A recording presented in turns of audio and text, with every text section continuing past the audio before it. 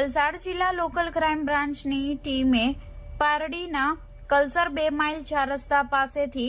Bajaj auto રિક્ષામાં દમણથી ચોરી છુપે લઈ જવાતો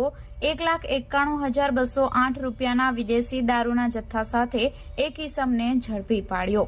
વલસાડ જિલ્લામાં દેશી વિદેશી દારૂની પ્રવૃત્તિઓ અટકાવવા માટે જિલ્લા લોકલ ક્રાઇમ બ્રાન્ચની ટીમ પેટ્રોલિંગમાં ફરી રહી હતી, જે દરમિયાન એલસીબી વલસાડના હેડ કોન્સ્ટેબલ કનકસિંહ દોલુભા દયાતર નાઓને મળેલી ખાનગી રાહે બાતમીના આધારે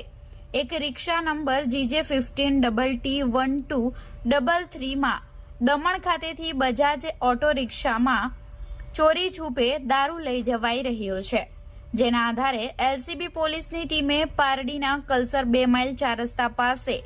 વોચ ગોઠવી રિક્ષાને ઝડપી પાડી હતી। રિક્ષામાં પાછળની સીટના ભાગે તથા આગળની સીટના પગ રાખવાની જગ્યાએ પ્લાસ્ટિકના થેલાઓમાંથી ભારતીય બનાવટની વિદેશી દારૂની બોટલો મળી આવી હતી।